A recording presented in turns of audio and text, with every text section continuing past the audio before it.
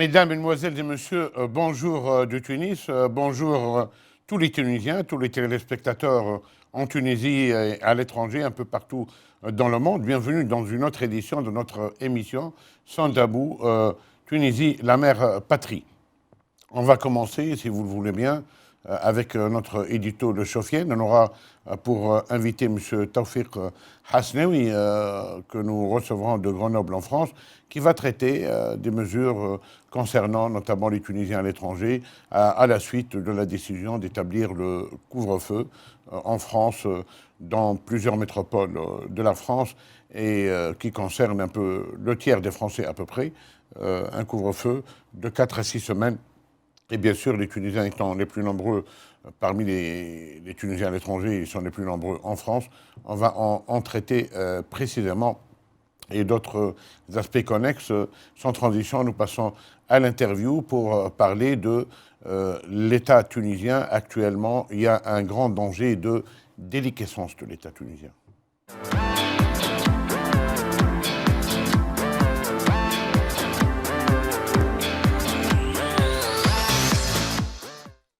On exagère généralement pour dire une vérité, mais ce qui s'est passé au cours de la semaine dernière en Tunisie est à même de révulser les consciences.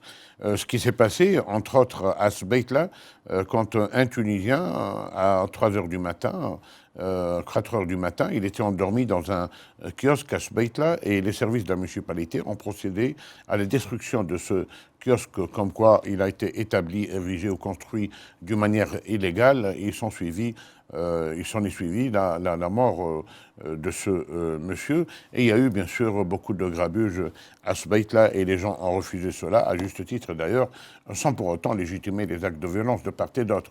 Mais ce qui s'est passé, entre autres, c'est qu'il y a eu un grand cafouillage, il y a eu de l'amateurisme, mais un amateurisme malheureusement meurtrier, dans la mesure où la Tunisie est un pays qui a des codes de procédure civile et pénale, et la Tunisie a aussi des lois en vigueur dans le droit positif qui traitent des questions d'exécution des jugements ou bien des décisions administratives et bien sûr de l'information des personnes concernées, des délais impartis pour interjeter appel ou sous-pouvoir en cassation le cas échéant, et bien sûr des mesures à prendre avant de procéder aux destructions.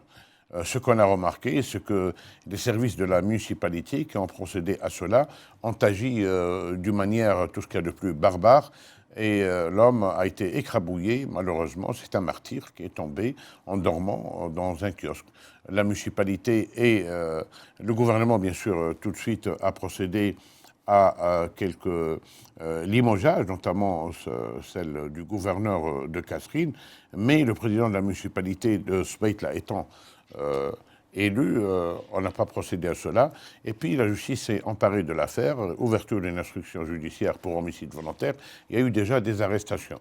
Mais toujours est-il qu'on a suivi un véritable psychodrame qui, c'était mardi dernier. Le gouverneur, après son limogeage, a procédé à la publication sur Facebook de la teneur des échanges qu'il a eus avec le président de la municipalité de Kasserine, de Sbeitla, le maire, et bien sûr, ça a été fait dans WhatsApp et tout, et on a remarqué que réellement, on est tombé bien bas. Parce que, premièrement, les échanges entre hauts responsables de l'administration tunisienne, même à l'échelle locale, ils ont d'autres voies que le WhatsApp.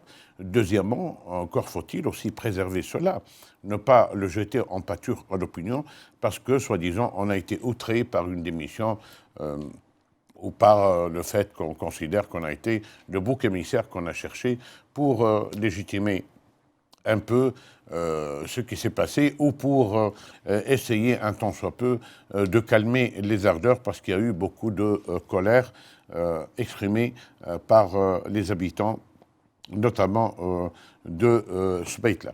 Cela démontre que la Tunisie est entrée dans une phase dangereuse, et cette phase s'apparente graduellement à la clochardisation et à la déliquescence de l'État tunisien. La déliquescence s'exprime, entre autres, lorsque de très hauts responsables, comme c'est le cas entre le chef de l'État, le président de la République, le chef du gouvernement et le président du Parlement, qui ils font un duel à trois, chacun pour soi et Dieu pour tous. Et on remarque qu'il y a des luttes fratricides au sommet de l'État. Chacun s'est emparé d'une portion du pouvoir, comme si l'État était un archipel, et chacun s'empare d'une île et dit « moi, j'y reste contre tous et envers tous ». Or, l'État, l'administration a une unicité. Un État, sa définition juridique, c'est une population, des institutions, un peuple et un territoire, et en même temps une capacité à avoir des relations avec des partenaires étrangers, que ce soit des États ou des organisations internationales. Or, ce qu'on remarque maintenant, c'est la tribalisation de l'État tunisien, c'est une certaine bédouinisation de l'État tunisien, et aussi c'est une fragmentation du pouvoir. Bien sûr, la question aussi de la décentralisation se pose. La Constitution du 27 janvier 2014 a institué dans le chapitre 7 le pouvoir local. Le 6 mai 2018, il y a eu des élections municipales. Tout le territoire tunisien est devenu couvert par les communes. Auparavant, un tiers des Tunisiens n'étaient pas couverts par les communes. On a dit c'est un grand gain, on va procéder à une décentralisation qui s'étendra sur une période de 9 à 25 ans. Mais ce qu'on a remarqué depuis, c'est que 7000 conseillers municipaux ont été élus, nous avons 350 municipalités, mais rien sous les tropiques. Malheureusement, il y a une absence totale d'intervention, à quelques rares exceptions près, bien sûr, une absence des interventions énergiques, que ce soit au niveau de la salubrité publique, de l'infrastructure sociale d'accompagnement, ou bien au niveau de la prestation de services au profit des citoyens. Les citoyens tunisiens s'adresse à la municipalité dans une vie plus d'une centaine de fois, sans attestation qu'on prend d'une université à peu près. Avant, c'était 120, quelque chose comme ça. On en a réduit la teneur, c'est devenu une centaine, de l'extrait de naissance jusqu'à l'extrait attestant la mort. Donc, entre les deux phases, la naissance et la mort, dans la vie normale d'un citoyen lambda, il y a une centaine d'attestations et de prestations auprès des municipalités. Les municipalités tunisiennes ne réalisent rien de tout cela.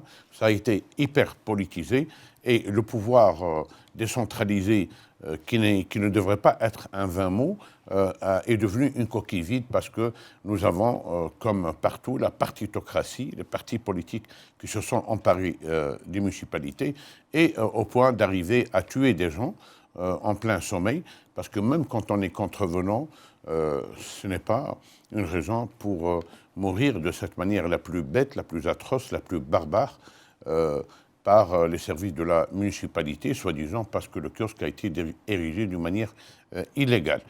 Donc il n'y a pas une proportion ou une proportionnalité entre le fait de commettre, le cas échéant, et reste à prouver un cas, un délit, et le fait de mourir de cette manière. Bien pis, la famille du défunt a parlé, encore une fois, de corruption.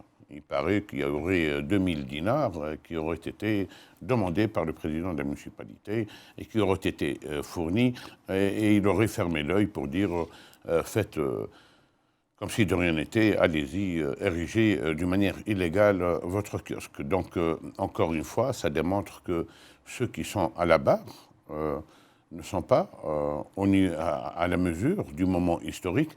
Et les Tunisiens en sont à se demander, y a-t-il un commandant de bord, y a-t-il un capitaine dans la cabine, avons-nous une feuille de route, ou bien est-ce que nous sommes en train de gérer au jour le jour les catastrophes, les déviances, l'anarchie organisée, et avec bien sûr des aspects pervers, comme le cas de la mort brutale de la personne dont nous parlions à Sbeitla à 4 heures du matin.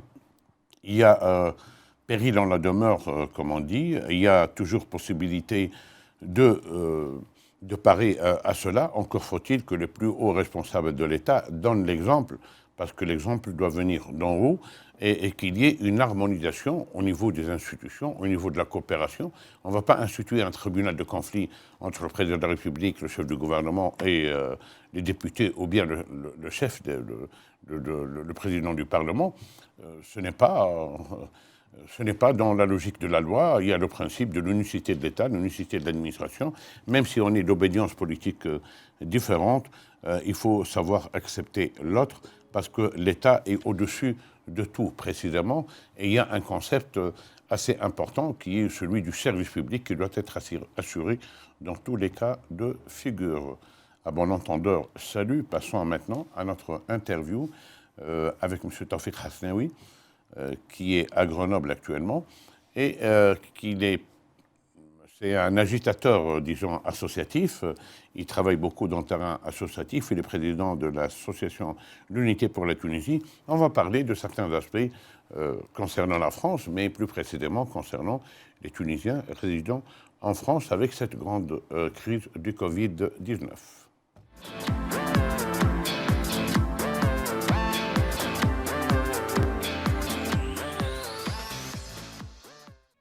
Tawfiq Hasnaoui, bonjour, est-ce que vous m'entendez? Bonjour Sofiane, bonjour et merci pour l'invitation.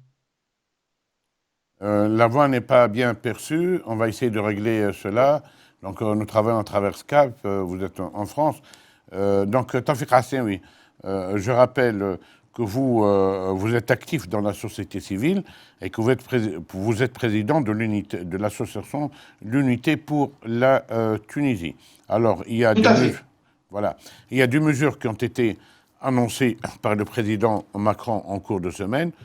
Beaucoup de villes françaises, des métropoles françaises, font l'objet d'un couvre-feu nocturne de 21h à 6h à partir d'hier samedi. Et pour donner juste une idée, ça concerne à peu près le tiers des Français.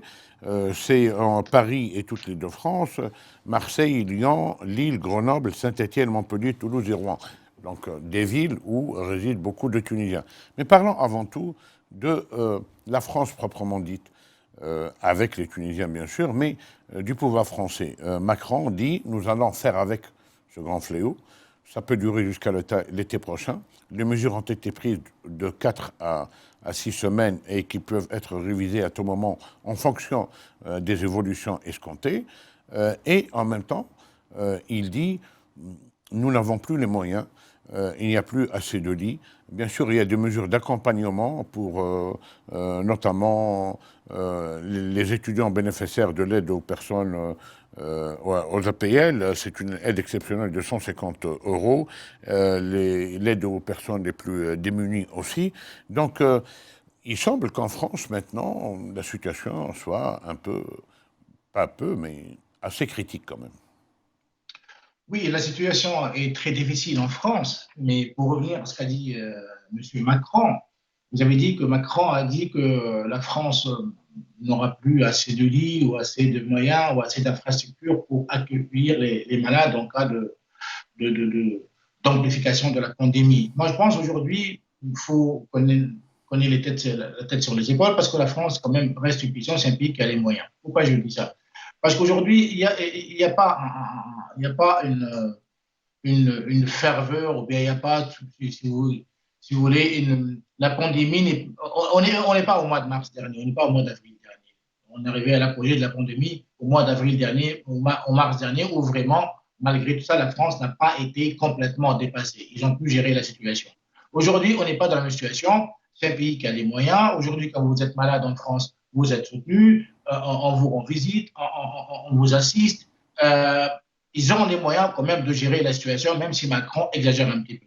Ce n'est pas à ce niveau-là qu'il y a un problème ou c'est critique en France. C'est critique, c'est par rapport à la situation économique, c'est critique par rapport à la vie de tous les jours, c'est critique par rapport au commerce, par rapport à la vie quotidienne des gens. C'est là où ça devient compliqué. C'est là où Macron, hier, a eu plus ou moins un discours tempéré, puisqu'il a relativisé, il n'a pas voulu vraiment étendre le couvre-feu, il n'a pas voulu instaurer un couvre-feu généralisé, il n'a pas voulu instaurer un couvre-feu 24 sur 24, etc. Il n'a pas voulu faire ça parce qu'il sait très bien que la situation économique est très compliquée. Ce n'est pas économie effondrée, mais c'est très compliqué. Il a voulu quand même relativiser et faire de sorte que le secteur économique et que l'activité économique puisse tenir le coup. Voilà. Mais là où c'est compliqué aussi, surtout c'est par rapport, et là peut-être j'attendrai votre question, c'est par rapport à la politique tunisienne en France. C'est là où ça devient un peu compliqué aussi. Justement, on va rebondir sur cela. Donc cela concerne à peu près, disons grosso modo, le tiers des Français. Et cela, si on prend maintenant la répartition de l'aire géographique, à peu près la moitié des Tunisiens recensés officiellement en France, qui s'élèverait à 750 à 800 000 personnes. On n'a pas le chiffre exact, mais ça concerne à peu près 350 000 à 400 000 Tunisiens. Ah bon, le nombre global des Tunisiens en France avoisine les 780 000 et 800 000. On sait qu'en France Sud, la partie, si on coupe la France en deux avec une ligne horizontale, la moitié sud de la France, à elle seule, il y en a dans les 450 000 Tunisiens. C'est la région d'Europe, dans le monde, il y a le plus de Tunisiens, c'est France Sud. Bon, les villes concernées par ce couvre-feu partiel, c'est notamment Marseille, 100 000 Tunisiens. Lyon, je ne sais pas si elle est dans la liste ou pas, je pense qu'elle n'est pas Lyon dans la liste. Je sais pas si Oui, elle est dans la... bon. Oui, oui. Elle est dans la liste Lyon, il y a 100 000 Tunisiens. Grenoble, il y a 46 000 Tunisiens. Saint-Étienne, pratiquement la même chose. Déjà, sur 3 villes, on arrive à 300 000. Montpellier, Toulouse aussi, hein? Toulouse, c'est une ville étudiantine, il y a beaucoup de Tunisiens aussi. Toulouse, je pense qu'il doit y avoir dans les, si je ne m'abuse, il y a dans les 26 000. Toulouse, 26 000 Tunisiens. Voilà. Et C'est-à-dire donc, que et même, Paris et tous les franciliens, l'Île-de-France. Paris, il faut compter comme Marseille dans les 100 000, si ce n'est pas plus. Voilà, on arrive dans les 500 000 à 750 000 Tunisiens qui sont concernés par ces mesures-là. Bon, maintenant, peut-être la majorité des Tunisiens résidant en France vivent une situation économique, familiale et professionnelle normale, mais le plus compliqué, c'est par rapport à ceux qui sont les plus vulnérables. J'entends par cela les étudiants tunisiens, qu'ils soient étudiants autochtones ici tunisiens ou bien qui viennent de Tunisie. Je parle des sans-papiers tunisiens qui sont en France. Je parle des plus vulnérables, les retraités et ceux qui habitent dans les foyers. Je parle des familles qui sont économiquement défavorisées et autres. Il y en a beaucoup. Et ça, on l'a vu avec Corona au mois de mars et avril dernier. C'est ceux-là qui sont les plus vulnérables et qui risquent d'être vraiment touchés de plein fouet par ces restrictions et par la crise qui, si jamais elle est amplifiée. Et le problème le plus triste dans l'affaire, le plus dramatique, c'est que j'ai l'impression, et je ne veux accuser personne, mais d'après ce que je vois aujourd'hui, les autorités compétentes, c'est-à-dire les officiels tunisiens à l'étranger, je ne parle pas de la Tunisie, on y reviendra, mais je parle des officiels tunisiens ici en France, à l'étranger, quand je parle d'ambassade, de consulat, je parle d'attachés sociaux, je parle des officiels, hein, je ne parle pas de la société civile active en France. Cela, j'ai l'impression aujourd'hui, d'après ce que je vois, et je le dis spontanément et sans accusation aucune, je ne vois rien. Je ne sens pas que ces gens-là ont appris une leçon par rapport à ce qui s'est passé au mois d'avril et mars dernier. Voilà, Il n'y a aucune anticipation. Il n'y a aucune anticipation. Il n'y a aucune vision. Il n'y a rien qui se passe. Aujourd'hui, je le dis, et tout à l'heure, je vous l'ai dit en neuf, je le dis, et pareil, je le dis à titre d'information, je n'accuse personne parce que les voyez disent de M. Hasnaoui. Aujourd'hui, il y a eu une inauguration d'une radio à Marseille, une radio tunisienne qui se dit dédiée au TRE. Normalement, le jour de l'inauguration, c'est le Covid, c'est les TRE. Mais non, il n'y a pas eu ça. Il y a eu des députés d'étrangers qui sont là qui allaient y venir et à qui on est en train de passer la crème. Puis quelques officiels, et voilà, il fait beau, les oiseaux chantent et demain, fera beau. Voilà. Et ce qui nous manque, monsieur Soufiane, cher ami, ce qui nous manque, c'est l'anticipation, la vision. Quand on a dit un jour pourquoi Bourguiba était un grand monsieur, c'est pas parce qu'il était plus intelligent que tout le monde, peut-être, parce qu'il était un visionnaire. Anticiper. La politique, c'est anticiper pour faire de sorte que les gens aient une vie meilleure. Voilà, oui, d'accord. Okay. Des sciences politiques. Alors, il y a un proverbe bien de chez nous qui dit il n'y a que tes yeux pour te pleurer, il n'y a que tes ongles pour te griffonner, disons grosso modo. Exactement. Et puis les armées battues sont bien instruites. Alors, après la crise du printemps, la première vague, maintenant on en est à la deuxième vague en France, il y a eu la formation d'un nouveau cabinet ministériel, d'un nouveau gouvernement, et qui parle précisément des Tunisiens à l'étranger. Est-ce que vous remarquez qu'il y a actuellement un souci ou un changement concernant les Tunisiens à l'étranger? Est-ce que c'est perceptible ou bien c'est comme toujours le ministère de la parole? À quel niveau, Sofiane? Le ministère des Affaires On va étrangères, parler des par Français exemple, ou des Tunisiens? et bien sûr toutes les structures qui en dépendent.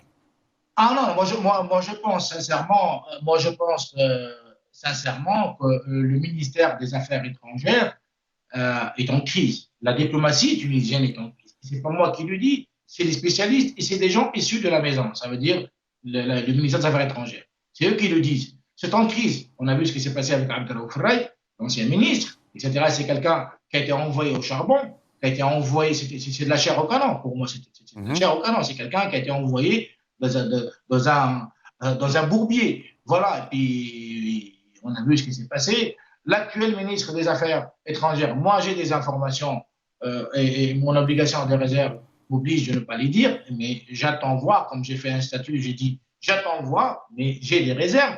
La diplomatie tunisienne est en crise. Ici, au niveau consulaire et au niveau ambassade, je ne veux pas généraliser. Il y en a quelques-uns qui sont à la hauteur de la mission qui leur est confiée. Je parle de quelques consuls et peut-être quelques ambassadeurs. En France, moi, le nouvel ambassadeur, je ne l'ai pas vu. Il a été nommé, mais je ne l'ai pas vu. Celui d'avant, pareil. Rassa, je ne l'ai jamais vu. C'est quelqu'un qui est.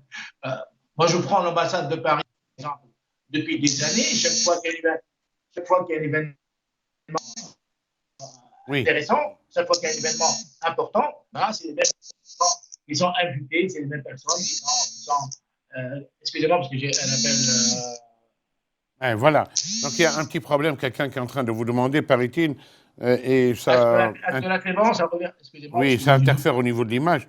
Alors, Tawfiq C'est Hassem, bon je là? rappelle que vous êtes président de l'association L'Unité pour la Tunisie. Donc, vous parliez justement du bilan. Actuellement, il y a une inanition, il y a une sclérose au niveau du ministère des Affaires étrangères, des structures qui en dépendent. Et vous disiez que ce qui fait la force d'un homme politique, c'est précisément l'anticipation. On ne va pas réinventer la roue. C'est-à-dire que, comme je le disais tout à l'heure, les armées battues sont bien instruites.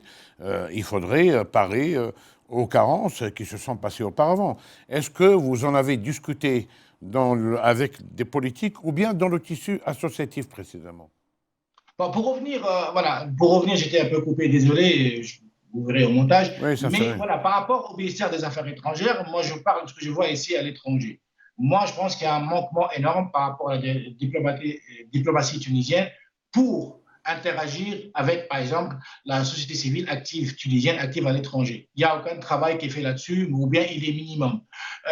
Pour les grands événements, par exemple, nous, la société civile, notre travail, c'est de vendre l'image de la Tunisie et essayer de promouvoir l'image de la Tunisie à l'étranger. Normalement, on devrait faire ça en collaboration avec la diplomatie tunisienne, qui, moi, je trouve qui est pratiquement à côté de la plaque et chacun est dans son ambassade, chacun est dans son consulat.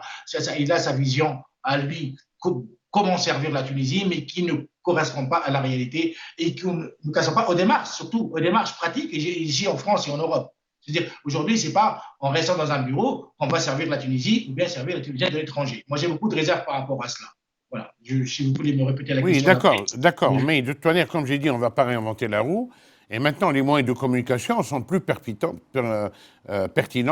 Il y a beaucoup plus de fluidité de l'information, donc on peut toucher les gens d'une manière un peu plus facile qu'il y a 20, 30 ans, c'est-à-dire ou 40 ans. C'est-à-dire que les ouvriers qui travaillaient à Michelin, par exemple, en Auvergne et tout, c'était pas aussi facile de les joindre par des services consulaires, comme c'est le cas maintenant, qu'ils soient partout dans le monde. J'ai l'impression que autant les moyens de communication ont explosé, autant les postures de non-communication se sont cristallisées.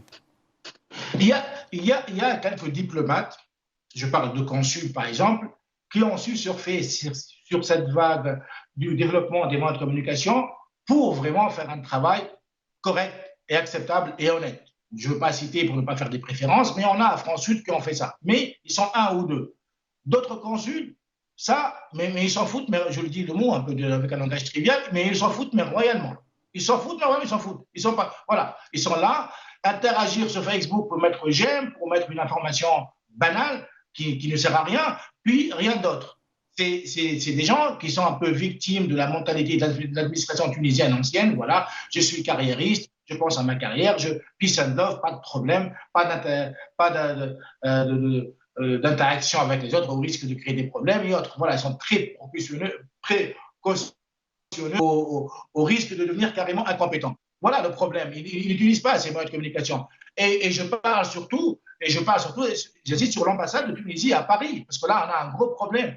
L'ambassade de Tunisie à Paris s'est spécialisée dans l'exclusion des Tunisiens actifs, les Tunisiens les plus actifs à l'étranger en France. C'est-à-dire aujourd'hui, on a les mêmes têtes Ils qui se sont sont invitées à spécialisés l'ambassade dans cela, pourquoi? parce qu'aujourd'hui, au niveau du fichier associatif de l'ambassade, il y a depuis longtemps, hein, et ça a été confirmé après 2011, il y a quelques associations, quelques têtes, quelques noms qui ne servent absolument à rien du tout. C'est les mêmes qu'on invite chaque fois qu'il y a un événement, ou bien une visite officielle, ou bien quelque chose qui concerne les Tunisiens de France. On les invite les mêmes pour être présents, un décor, quelques petits fours, quelques photos, et chacun rentre chez soi. Mais les gens les plus actifs, les plus efficaces sur le terrain, ceux qui ont vision, ceux qui ont un projet, ceux qui peuvent vraiment changer radicalement la vie des héros étrangers grâce à leur contact avec les décideurs ici en France, avec les politiques ici en France, comme nous aujourd'hui, on travaille avec la région, avec le département, avec des anciens ministres français, avec des députés français, avec des gens qui, eux, ont la décision. Ça, on fait un travail que normalement le consul, l'ambassadeur doit faire. On le fait encore même plus que certains. Eh bien, nous, on est carrément, je ne parle pas de moi, je parle de vous comme moi, qui sont carrément exclus du cercle de l'ambassade. C'est un truc de dingue, Sofiane, c'est un truc de fou. Et ils n'ont pas compris encore qu'il faut changer de système, changer de mentalité. Ils ne veulent pas le comprendre. C'est pour ça que, et ça, c'est pas au niveau de la France seulement, ailleurs, partout à l'étranger. La diplomatie tunisienne, c'est pas moi qui le dis, les officiels le disent, elle a un gros problème. Il y a Hasana, excusez-moi de dire le mot un peu en arabe, mais c'est fini, la diplomatie de Bourguiba à l'ancienne, c'est fini. Aujourd'hui, j'ai l'impression que rien n'est fait. Rien n'est fait. Vous pouvez avoir le meilleur projet, la meilleure initiative pour un événement, pour un colloque, pour autre. Eh ben moi, depuis que je fais les journées de la Tunisie à Grenoble, j'ai invité l'ambassade à Paris, l'ambassade autre, personne n'est jamais venu. Par contre, quand un député organise un événement banal et bidon, ben ils accourent pour des raisons politiques. Voilà, c'est toujours les considérations de politique politicienne. Il reste quand même un recours à ce niveau chez le chef de l'État, qui est le patron de la diplomatie, et qui est le président de tous les Tunisiens, quel qu'il soit, où qu'il soit. Faudrait-il s'adresser à son Excellence, le président de la République, pour essayer d'aiguillonner un peu ces structures dormantes ou engourdies, ou qui rentrent en hibernation un peu trop tôt, et pour justement avoir un message assez clair, assez fort, parce que les Tunisiens à l'étranger, premièrement, ils sont prioritaires autant que tous les autres Tunisiens. Deuxièmement, ils concourent à l'économie nationale. Troisièmement, ce sont les meilleurs ambassadeurs de la Tunisie. Qui de nous n'a pas un frère, une sœur, moi pratiquement, mes frères, ma fille et tout, ils vivent à l'étranger. C'est-à-dire, on a tous des attaches à l'étranger, mais malheureusement, le Tunisien à l'étranger, c'est toujours le parent pauvre de la citoyenneté tunisienne. C'est le point sur lequel je veux insister. Les Tunisiens de l'étranger, ce ne sont plus les immigrés des années 60 et des années 50. Aujourd'hui, il y a beaucoup de compétences. Vous avez des gens qui ont les moyens de changer l'avenir de la Tunisie et même l'avenir de la France parce que ce sont des compétences dans divers domaines. Le problème avec le décideur en Tunisie, avec le pouvoir central en Tunisie, c'est un point qu'ils ne veulent pas encore comprendre. Vous prenez l'Office des Tunisiens de l'étranger, vous prenez le ministère des Affaires étrangères, vous prenez le ministère des Affaires sociales, vous prenez en Tunisie toutes les instances et toutes les institutions qui sont en rapport avec les Tunisiens de l'étranger ou avec l'immigration. Vous n'avez pas un Tunisien de l'étranger, une compétence qui occupe un poste, que ce soit du décideur ou bien d'un sous-décideur. Ils n'ont pas voulu comprendre que les Tunisiens de l'étranger sont un des principaux leviers du développement économique en Tunisie, puisqu'ils le prouvent, malgré le fait qu'ils sont exclus, ils le prouvent tous les mois, avec l'aide qu'ils apportent à la Tunisie. Ça, ils n'ont jamais voulu le comprendre. Il est là le problème. C'est que nous, pour pouvoir apporter ce plus à la Tunisie, il faut qu'on soit intégré dans les cercles de décision en Tunisie, il faut dans les cercles de pouvoir. Ça, vous êtes en train de me dire, pourquoi ne pas adresser un message solennel ou un message public au monsieur le président de la République? La politique m'a appris, moi qui l'ai exercé un peu quand j'étais secrétaire général d'un certain parti, m'a appris que les messages ne sont écoutés que lorsque les cercles, ce qu'on appelle la garde prétorienne des décideurs, le veut bien, ou le veulent bien, on l'accepte. Sinon, le message n'arrive pas, il est complètement euh, refusé ou bloqué. C'est ce qui m'a pris. C'est pas la peine qu'on se monte. Même, voilà, c'est pas la peine qu'on dise un langage diplomatiquement correct, pour dire non, non. Aujourd'hui, vous avez beau à faire n'importe quel message, à lancer n'importe quel appel à un président, à un chef du gouvernement. Si aujourd'hui la garde prétorienne fait blocage, la garde prétorienne et tout ce qui tourne autour comme poisson pilote, hein, les mangeurs de Et biens. voilà, si on parle de garde prétorienne, on va parler un peu, c'est comme les janissaires chez les empereurs turcs à l'époque, c'est-à-dire l'entourage.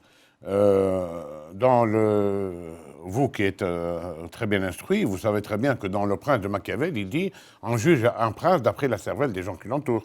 Donc, encore faut-il qu'il s'entoure des personnes qu'il faut, aussi qui doivent être à l'écoute des pulsions essentielles d'une société ou de catégories sociales bien déterminées, ou de personnes dans toutes les régions, y compris à l'étranger, parce qu'un Tunisien de Bizerte, il est plus proche, géographiquement parlant, d'un Tunisien à Toulon que d'un Tunisien, par exemple, à Tozeur-en-Médine. C'est-à-dire que la question déjà géographique ne se pose plus, et en plus, avec ces moyens de communication qui créent une certaine société de l'ubiquité, de l'instantanéité, et on peut à tout moment avoir accès. Comme là, nous, on vous interview à travers Skype, c'était impensable il y a 2 décennies de cela. Oui, mais surtout, pour revenir à ce point-là, ce que vous dites est vrai aujourd'hui, le plus grand drame, je ne parle pas avant 2011, ça, disons que c'est une période qui est révolue. Mais depuis 2011, moi qui étais proche de certains cercles associatifs et politiques, et j'ai même exercé en tant que secrétaire général, il y a une consécration de la médiocrité.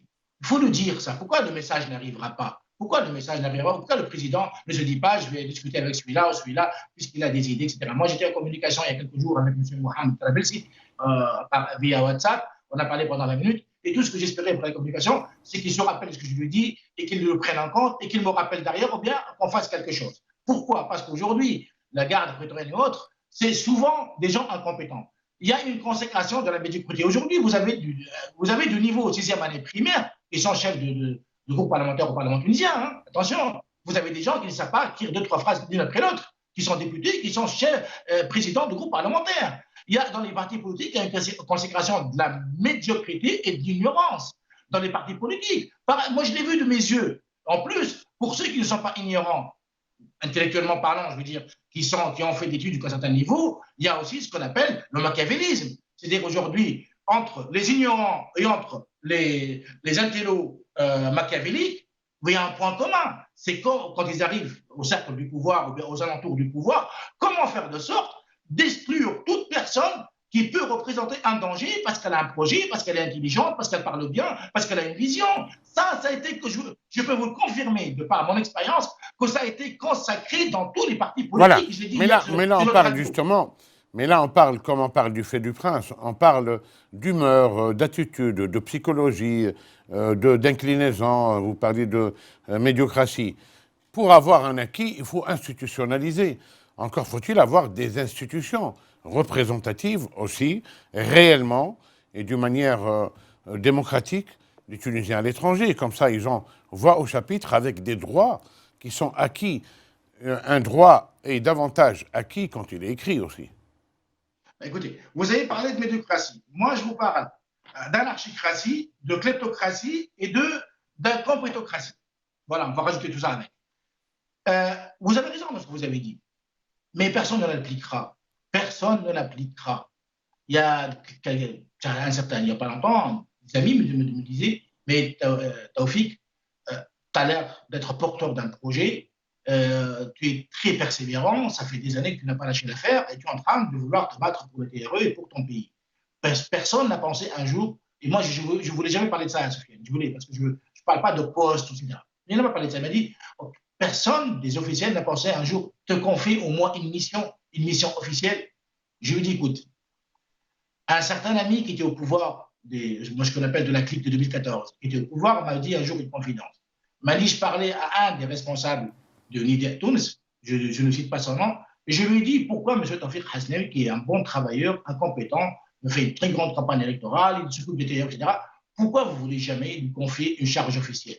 Il lui a dit, ce responsable, qui était proche du palais, hein, il lui a dit, Monsieur Hasni Bouteflika, il est travailleur, il n'y a pas de problème. Il est compétent, il n'y a pas de problème. Mais c'est quelqu'un qu'il faut garder dans une cage. Il faut le garder à demeure parce qu'il est dangereux pour nous. Voilà leur façon de penser, c'est Sofiane. C'est comme ça. C'est pas seulement par rapport à moi, par rapport à des dizaines, des centaines, comme moi à l'étranger et à l'intérieur. Les autochtones et ceux qui sont à l'étranger aussi, pareil. C'est leur façon de faire. Aujourd'hui, ne soyez pas étonnés, cher Sofiane, de voir la scène politique, la reine politique tunisienne, aujourd'hui, qui est dans un état lamentable, à tous les niveaux. Non, écoutez, moi, je le disais il y a quelques jours, dans une de mes chroniques radio, je disais, si vous voulez maintenant faire une sociologie de la racaille en Tunisie, allez voir quelques institutions représentatives où réellement, il y a un nivellement par le bas, où il y a des gens sans foi ni loi qui ont, comment dire, conquis les dignités et qui se la jouent comme étant des chefs et qui sont en train de nous mener droit dans le mur, droit vers la catastrophe. Alors, pour reprendre un peu sur une note un peu plus optimiste, en France, actuellement, il y a un grand problème aussi de tourisme. La France est le premier pays touristique au monde. Et que serait Paris, par exemple, sans ses visiteurs étrangers et sans ses visiteurs de la nuit, surtout. La nuit, à Paris, il y a des gens formidables et tout. Alors, pensez-vous que maintenant, pour la Tunisie, parce que nous sommes un pays aussi qui joue beaucoup sur le tourisme, on a eu 9 millions de touristes il y a une année. 9 millions et demi. 9 millions et demi. Cette année, ça a été véritablement la dèche. Pensez-vous qu'il soit maintenant qu'il y ait lieu de promouvoir l'image Tunisie, d'essayer de travailler pour l'avenir? Parce que, qu'on le veuille ou pas, il n'y aura pas de statu quo. On va dépasser cette crise. Ça a beau être une pandémie mondiale, il y aura un jour, elle aura fin, dans les prochains mois, espérons-le. Est-ce que le moment est opportun? Et avez-vous une idée de la manière de vendre, entre guillemets, la destination Tunisie, parce que la Tunisie le vaut bien? C'est une très bonne question.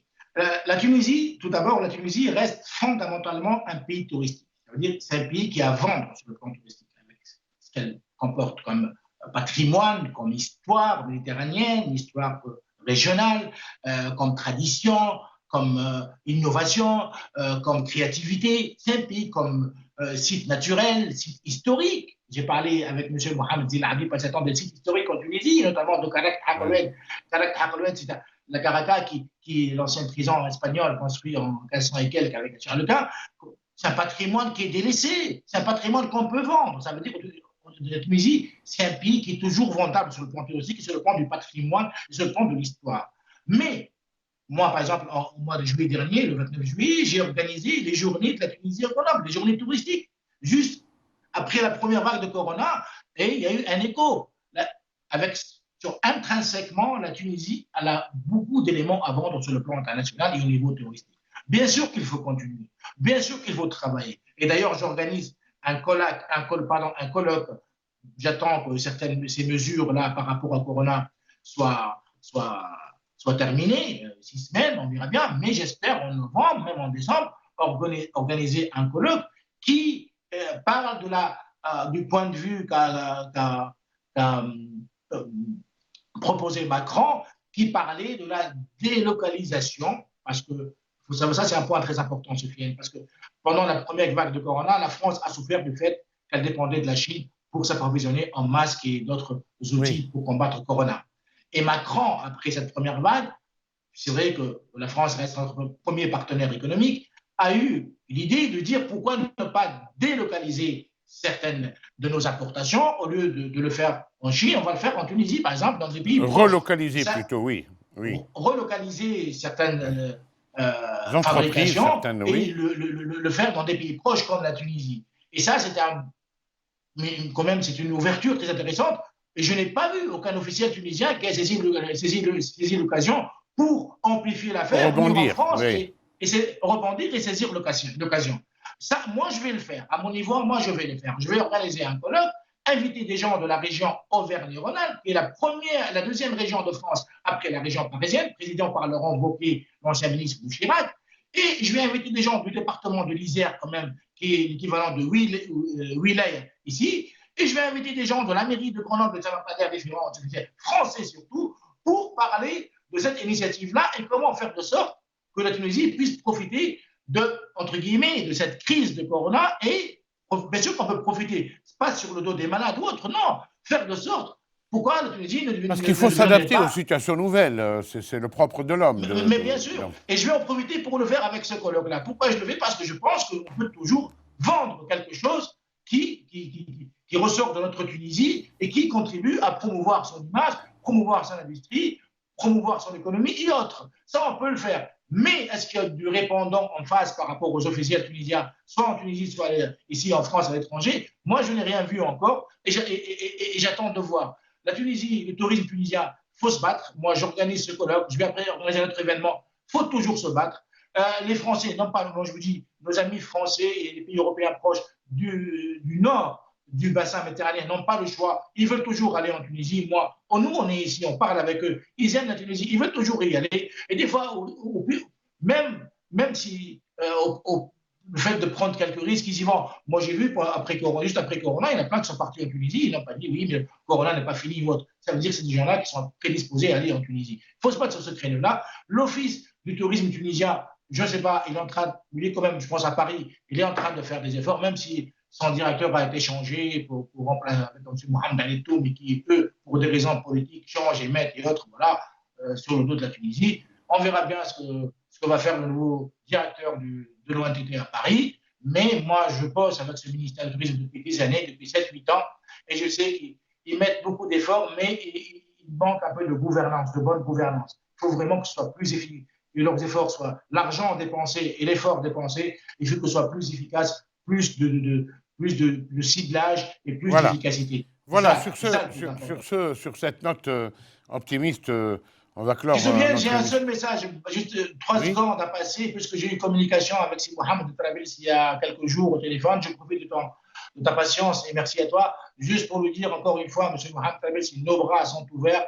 Si vous voulez faire quelque chose, des initiatives avec les actifs des Tunisiens étrangers, on est là pour pouvoir trouver des solutions à nos TRE, il y a la Tunisie. On est là aussi pour le Haut Conseil des Tunisiens étrangers qui n'a pas encore abouti. On est là, écoutez nos appels, on veut travailler et n'écoutez pas surtout les destructeurs, ceux qui vous disent il ne faut pas aller vers celui-là ou celui-là parce qu'ils nous considèrent, puisqu'on est travailleurs, ils nous considèrent comme des gens dangereux parce qu'eux, ils veulent garder les postes et les places. Voilà, merci à toi. Oui, M. Mohamed Trabelsi, qui est ministre des Affaires sociales pour la deuxième fois. Bien sûr, j'espère qu'il écoutera votre appel. Donc, il y a beaucoup de choses à faire. Non pas à refaire, parce qu'on ne va pas, comme on disait avec M. Tafik Hassan, réinventer la roue. Malheureusement, nous sommes en train de perdre nos bons usages et coutumes. C'est malheureux, il y a péril dans la demeure. Il faudrait retrouver le chemin de l'excellence, du travail, de la pertinence, de l'intelligence. Et bien sûr, au bout du chemin, il y a toujours les Tunisiens qui doivent être, comme on le dit un proverbe bien de chez nous, dans la pupille de nos yeux. À bon entendeur, salut, au revoir.